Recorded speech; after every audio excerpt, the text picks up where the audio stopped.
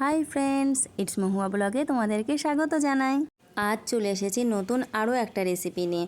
চলো কি বানিয়েছি দেখিয়ে দিই। আমার বৌদির ভাই না সুন্দর ফ্রেঞ্চ ফ্রাই বানাতে জানে, তো আমি তো ফ্রেঞ্চ ফ্রাই খেতে খুবই ভালোবাসি।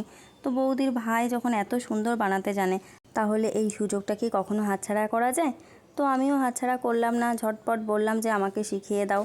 তো এখানে দেখো দাদা সুন্দর করে আলুটা ফ্রেঞ্চ ফ্রাইয়ের শেপে কেটে নিচ্ছে। অ্যাকচুয়ালি এই ভিডিওটা না অনেক দিন আগেই বানানো, কিন্তু আমার এডিট করা হয়নি। তার মধ্যে অনেক রান্নার ভিডিও শেয়ার করেছি তোমাদের সাথে, কিন্তু এটা আর এডিট করা হচ্ছে না বলে তোমাদেরকে শেয়ার করতে পারছি না। তো যাক, আজ শেয়ার করে দিলাম। দাদা না ফ্রেঞ্চ ফ্রাই যেমন ভালো বানায়, ফ্রেঞ্চ ফ্রাইয়ের মতোই বেগুন দিয়ে না একটা জিনিস বানায়, সেটাও ফ্রেঞ্চ ফ্রাইয়ের মতোই, ওরকম দেখতে, খেতেও দারুণ। তো চলো, আজ যখন সুযোগ পেয়েছি এটাও শিখে নেব আর তোমাদের সাথে শেয়ার করব। আলুগুলো তো আমরা সুন্দর করে ফ্রেঞ্চ ফ্রাইয়ের শেপে কেটে নিয়েছি, এবার বেগুনের পালা। তার জন্য কিন্তু একটা সুন্দর সোজা সাপটা বেগুন লাগবে, যেন টেরা বেঁকা না হয়, আর বেগুনে যেন ওরকম মোটা মোটা দানা হয়ে না যায়। আর অবশ্যই করে যে জিনিসটা খেয়াল রাখতে হবে সেটা হলো বেগুনে যেন পোকা না থাকে, তাহলে কিন্তু ঠিকঠাক সাইজ করে কাটা যাবে না বেগুনটা। আর হ্যাঁ, শুধুমাত্র আমার বকবকের দিকে খেয়াল রাখলে কিন্তু হবে না, ভিডিওটাতেও নজর রাখতে হবে। দাদা কিভাবে বেগুনটা কাটছে, আলুগুলো কিভাবে কাটলো, সেগুলো কিন্তু দেখতে থেকো। আমি না ভিডিওটাতে ভয়েস দিতে বসলেই চারিদিকে এত শব্দ হয়, আমার এত ওয়েট করে করে ভয়েস দিতে হয়, সে কি বলবো। চারিদিকে এত মাইক বাজে, এত ঘন্টা বাজে, বিরক্তি লাগে একেবারে। কিন্তু কিছু তো করার নেই, আমার জন্য তো দুনিয়া বসে থাকবে না, এইভাবেই আমাকে কষ্ট করতে হবে, কি করা যাবে। দেখো বেগুনগুলো ফ্রেঞ্চ ফ্রাইয়ের মতো সুন্দর করে কাটা হয়ে গেছে। বেগুনটা সুন্দর করে ধুয়েই কাটা হয়েছে, কিন্তু তারপরও আরেকবার ধুয়ে জল ঝরিয়ে নিতে হবে। আর আলুগুলোকেও বেশ কয়েকবার জল পাল্টিয়ে পাল্টিয়ে বেশ ভালোভাবে ধুয়ে নিতে হবে। তারপরে জলের মধ্যেই 5 মিনিট মতো রেখে দিতে হবে।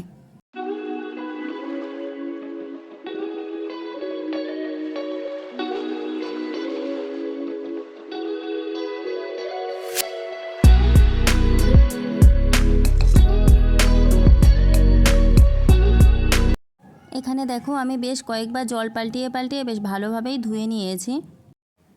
ভালোভাবে ধুয়ে নিয়ে আমি এরকম একটা ঝুড়িতে বেশ কিছুক্ষণ রেখে দেবো ফ্যানের তলায় জল ঝরিয়ে নেওয়ার জন্য। আর এখানে দেখো 1 প্যাকেট আমি টোস্ট নিয়েছি, আর এরকম একটা গ্লাস দিয়ে টোস্টগুলো বেশ ভালোভাবে গুঁড়ো করে নেব। এবার একটু বড় মতো পাত্রে আমি স্বাদ মতো লবণ দিয়ে জলের সাথে লবণটা বেশ ভালোভাবে মিশিয়ে নেব। এবার অল্প অল্প করে কর্নফ্লাওয়ার দিয়ে জলের সাথে বেশ ভালোভাবে মিশিয়ে নিতে হবে। একেবারে কিন্তু বেশি করে দেয়া যাবে না। একবারে অনেক পরিমাণে দিয়ে দিলে কি হয়, জলের সাথে ভালোভাবে মিশবে না, জমাট বেঁধে যাওয়ার সম্ভাবনা থাকে। কর্নফ্লাওয়ার কিন্তু এমনভাবে গুলতে হবে যেন ওই যে আলু আর বেগুনের গায়ে একটা বেশ লেয়ার পড়ে, আবার বেশি মোটা করে কোটিং করলেও হবে না।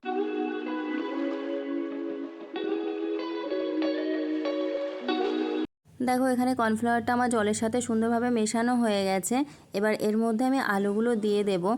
এবার আলুগুলোকে কর্নফ্লাওয়ার থেকে তুলে টোস্টের গুঁড়োয় ভালোভাবে কোট করে নিতে হবে। অবশ্য ব্রেড ক্রাম্বস থাকলে ব্রেড ক্রাম্বসেও কোটটা করা যেতে পারে।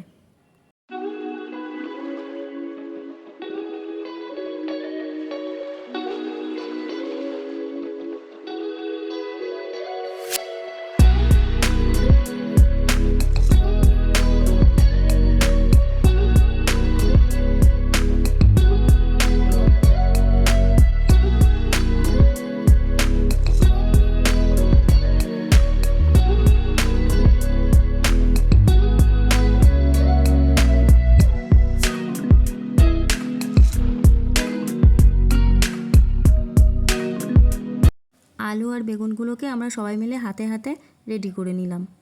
বেগুনগুলোকেও আলুর মতোই সেমভাবে কোটিং করে নিতে হবে। তারপর একটা কড়াইতে পর্যাপ্ত পরিমাণে সাদা তেল দিয়েছি আমি ভাজার জন্য। এটা খুব ভালোভাবে গরম করে নেব। তেলটা এখানে খুব ভালোভাবে গরম করে নিতে হবে, না হলে আলুতে আর বেগুনে অনেকটা তেল একসাথে অ্যাবজর্ব করে নেবে। এবার একটা একটা করে আলু আমি তেলের মধ্যে ছেড়ে দেবো, আমার যতটা কড়াইতে ধরে। একসাথে খুব বেশি করে ভাজবার দরকার নেই, গায়ে গায়ে লেগে যাবে। অল্প অল্প করেই ভেজে তুলে নিতে হবে।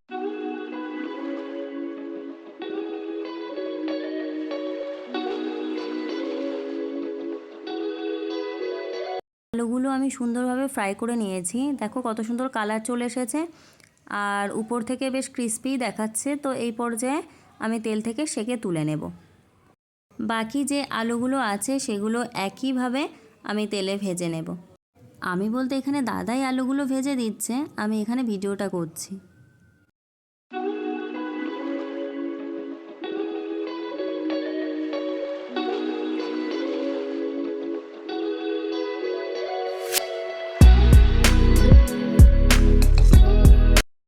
দেখো এখানে যতগুলো আলু ছিল আমরা সেমভাবে ফ্রাই করে নিয়েছি। এবার বেগুনগুলো ওরকমভাবে ফ্রাই করে নেব।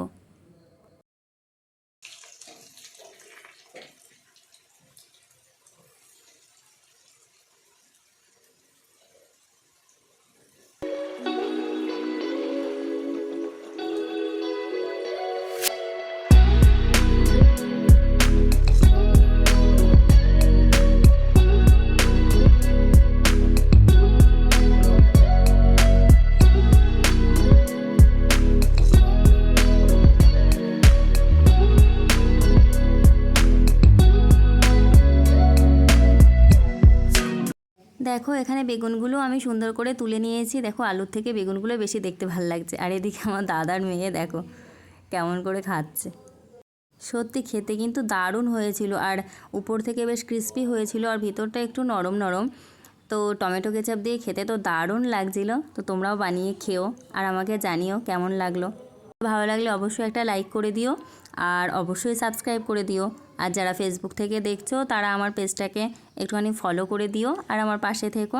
চলো অন্য কোনো দিন আবার অন্য কোনো ভিডিও নিয়ে চলে আসবো। টাটা।